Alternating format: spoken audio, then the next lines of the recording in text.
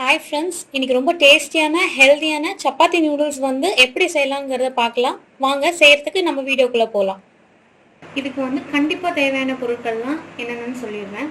சப்பாத்தி நான் ஒரு 10 சப்பாத்தி கிட்ட எடுத்திருக்கேங்க. அது இந்த மாதிரி நூடுல்ஸ் மாதிரி கட் பண்ணி வச்சுருக்கேன். ஒரே ஒரு சப்பாத்தி மட்டும் உங்களுக்கு கட் பண்ணி காமிக்கிறதுக்காக நான் சாம்பிளாக தனியாக எடுத்து வச்சுருக்கேங்க. செய்யறதுக்கு தேவையான ஆயில் எடுத்துக்கோங்க, கேப்சிகம், உப்பு தேவைக்கேற்ப, பெப்பர், ஒரு 10லேருந்து 12 பூண்டு வரைக்கும், அப்புறம் 7லேருந்து 8 மிளகாய் வரைக்கும் எடுத்துருக்கிறேன், பச்சை மிளகாய். அப்புறம் ஒரு 2 மீடியம் சைஸ் ஆனியன் ஸ்லைஸாக கட் பண்ணி எடுத்துருக்கேங்க. அப்புறம் நெய், இது ஸ்டார்டிங்கில் ஊற்றி செஞ்சோன்னா உங்களுக்கு ஃப்ளேவர் அதிகமாக கொடுக்கும். அப்புறம் ஒரிங்கானோ, இது ஜென்ரலாக பிஸாவில் போடுவாங்க. சால்டட் அன்சால்டட் ரெண்டுத்துக்குமே ரெண்டு வகையாகவும் இது கிடைக்கும். நீங்கள் இதுக்கு பதிலாக மிக்ஸ்டு ஹர்ப்ஸும் யூஸ் பண்ணிக்கலாம். உங்களுக்கு இது எதுவுமே கிடைக்கலன்னா நீங்கள் கருவேப்பிலை, கொத்தமல்லி கூட யூஸ் பண்ணிக்கலாம். பட் உங்களுக்கு சப்பாத்தி நூடுல்ஸுங்கும் போது அதுக்குன்னு ஒரு தனி ஃப்ளேவர் இருக்குது. அது இந்த ஒரிங்கானும் மிக்ஸ்ட் ஹர்ப்ஸ் யூஸ் பண்ணால் தான் கிடைக்கும். இதோட நான் அடிஷ்னலாக என்ன பண்ணியிருக்கேன்னா, உங்களுக்கு காய்கறிகள் சேர்த்துருக்கேங்க. அதனால் உங்களுக்கு இந்த டிஷ் ரொம்ப ஹெல்த்தியாகவும் டேஸ்டியாகவும் ஆகும். நான் இன்றைக்கி என்னென்ன காய்கறிகள் சேர்த்துருக்கேன்னு பார்க்கலாம். பட்டாணி, கோஸு, பீன்ஸ், கேரட்டு, மஷ்ரூமு. குறிப்பாக மஷ்ரூம் ஆட் பண்ணும்போது உங்களுக்கு ரொம்ப டேஸ்ட் கொடுக்கும். ஏன்னா அதுக்கு தனியாக ஒரு டேஸ்ட் இருக்குது. நீங்கள் இதை கஸ்டமைஸ் கூட பண்ணிக்கலாம். கார்ன் அந்த மாதிரி ஏதாவது உங்களுக்கு பிடிச்ச ஐட்டம்ஸாக இருக்கக்கூடியது கூட நீங்கள் ஆட் பண்ணிக்கலாங்க.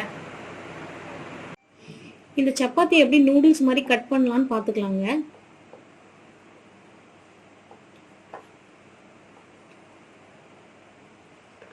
இப்படி ஃபஸ்ட்டு சுருட்டிக்கிட்டு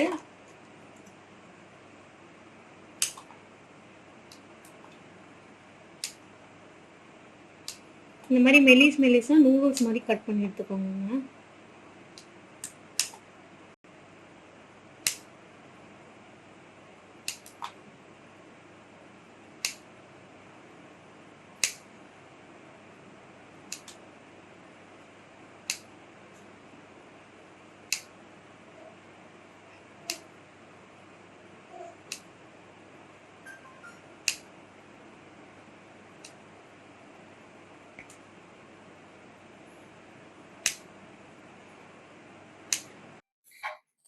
ஃபர்ஸ்ட் அடுப்பு பற்ற வச்சுக்கலாங்க.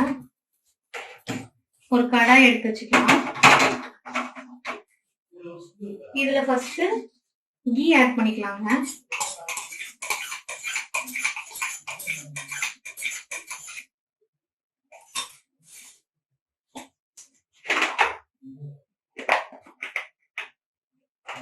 அப்புறம் போதுமான அளவு குக்கிங் ஆயில் ஆட் பண்ணிக்கலாங்க.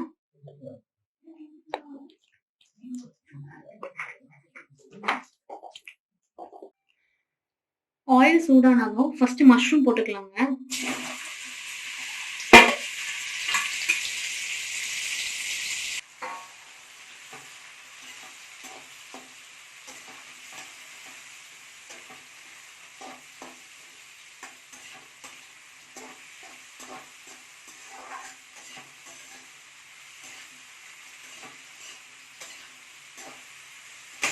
உங்களுக்கு மஷ்ரூம்லேருந்து தண்ணி விடும், அதனால நம்ம அதை ஃபஸ்ட்டு ஆட் பண்ணிக்கிறோம்.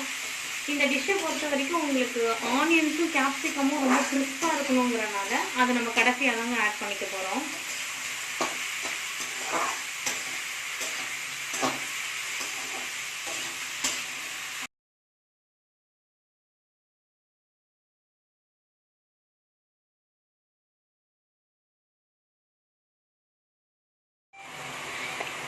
பாருங்க, ஒரு 1/2 மினிட் ஆனோடனே இந்த மாதிரி நல்ல தண்ணி விடுது மஷ்ரூமு.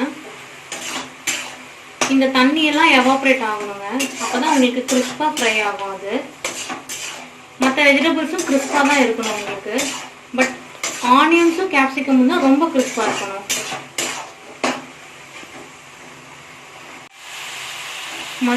மஷ்ரூமில் இருக்கக்கூடிய அந்த தண்ணியெல்லாம் ஓரளவுக்கு நல்லா சுண்டி இந்த மாதிரி வந்ததுக்கப்புறமா நம்ம மற்ற வெஜிடபிள்ஸ் ஆட் பண்ணிக்கலாங்க.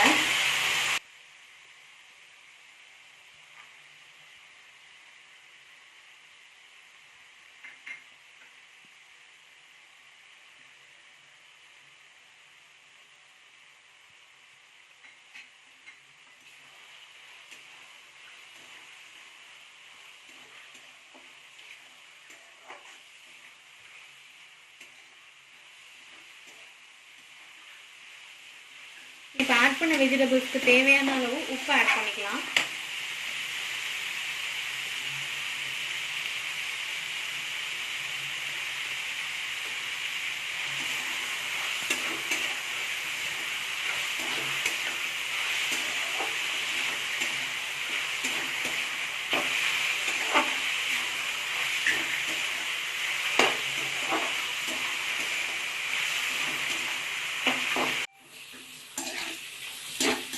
ஒரு 4 to 5 மினிட்ஸ் ஸ்டார்ட் பண்ணதுக்கு அப்புறமாங்க உங்களுக்கு வந்து உங்களுக்கு நான் ஹை ஃப்ளேம்ல வச்சு ஸ்டார்ட் பண்ணேன். நீங்க வந்து வேணும்னா மீடியம் ஃப்ளேம் கூட மாத்திக்கலாம். அந்த மாதிரி ஸ்டார்ட் பண்ணி முடிச்சதுக்கு அப்புறமா நீங்க வந்து கேப்சிகம் ஆட் பண்ணிக்கலாங்க.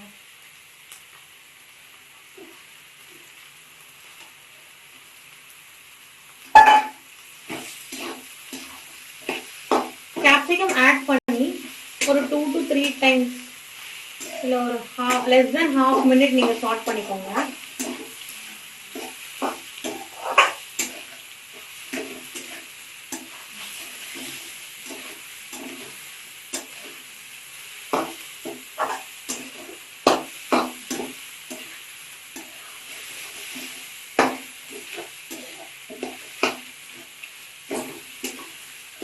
Capsicum less than half minute நீங்க ஸ்டார்ட் பண்ணதுக்கு அப்புறமா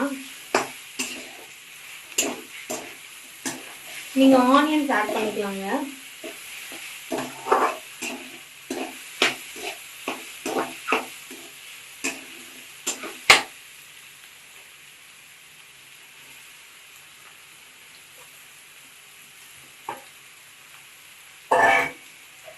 ஆனியன்ஸ் ஆட் பண்ணதுக்கு அப்புறமா நீங்க இப்ப ஆட் பண்ண அந்த கேப்சிகமுக்கும் ஆனியனுக்கும் எவ்வளவு உப்பு தேவையோ அவ்வளவு உப்பு ஆட் பண்ணிக்கோங்க.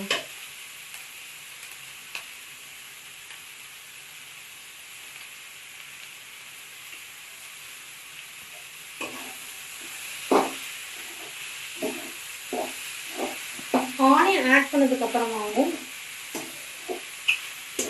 நீங்க less than half minute start பண்ணா போதுங்க.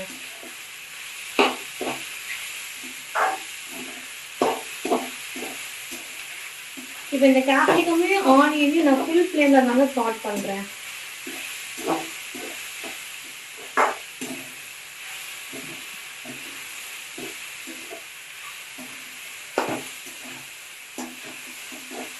இப்ப நீங்க ஸ்டார்ட் பண்ணதுக்கு அப்புறமா நான் எடுத்து வச்சிருந்த அந்த கார்லிக்கையும் இந்த பச்சை மிளகாயும் நான் நைஸா சாப் பண்ணி எடுத்துக்கிட்டேங்க. இதை ஆட் பண்ணிக்கலாங்க.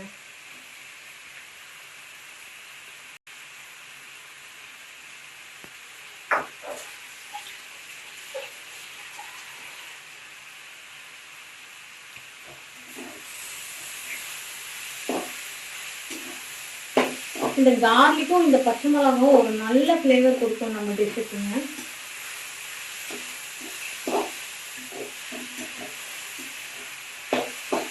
இப்போ இந்த ஆனியனையும் கார்லிக்கையும் இந்த பச்சை மிளகாயும் இந்த கார்லிக்கையும் நம்ம ஆட் பண்ணதுக்கு அப்புறமா ஒரு ஹாஃப் மினிட் ஸ்டார்ட் பண்ணிக்கலாங்க.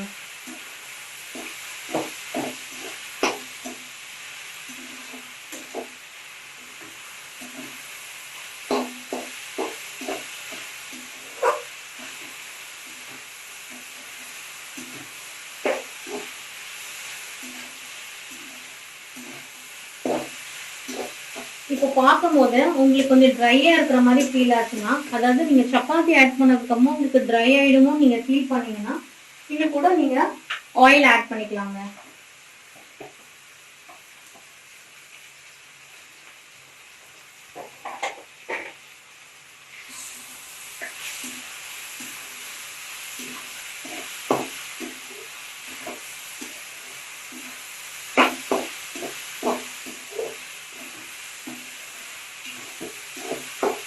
இப்போ நம்ம பெப்பர் பவுடர் ஆட் பண்ணிக்கலாங்க.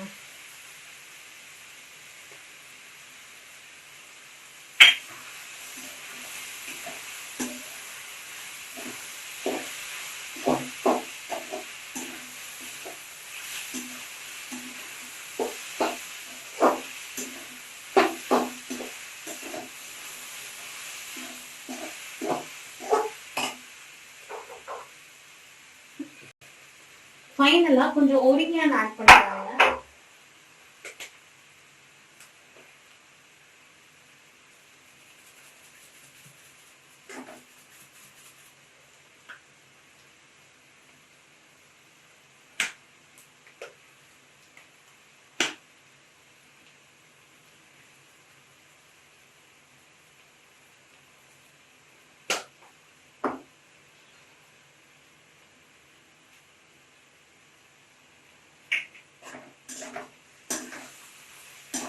ஒரிகானோ ஆட் பண்ணதுக்கு அப்புறமா ஒரு 2 பெரட்டு பெரட்டிக்கலாங்க. ஜஸ்ட் மிக்ஸ் பண்ணிக்கலாம்.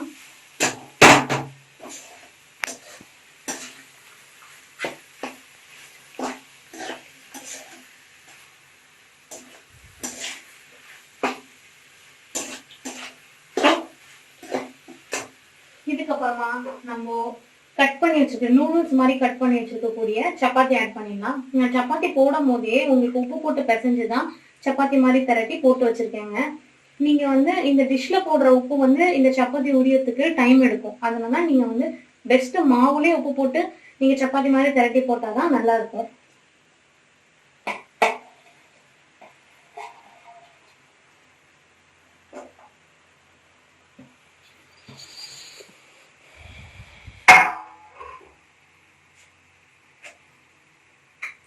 நான் இப்ப இந்த சப்பாத்தியை ஆட் பண்ணிட்டேங்க.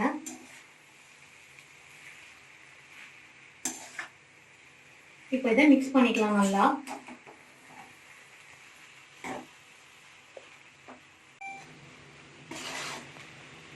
இந்த மாதிரி நான் நல்லா கலந்து எடுத்துக்கிட்டேங்க.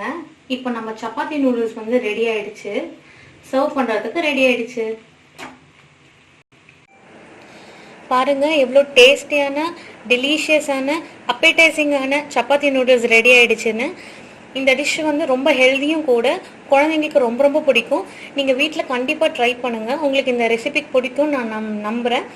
இந்த ரெசிபி உங்களுக்கு பிடிச்சிருந்துச்சுன்னா லைக் பண்ணுங்கள், ஷேர் பண்ணுங்கள், சப்ஸ்கிரைப் பண்ணுங்கள், பக்கத்தில் இருக்க பெல் ஐக்கானை கிளிக் பண்ணுங்கள். உங்களுக்கு ஏதேனும் டவுட்ஸ் அல்லது உங்கள் கருத்துக்கள் ஏதாச்சும் இருந்துச்சுன்னா நீங்கள் கமெண்ட் பாக்ஸில் தெரிவிங்க.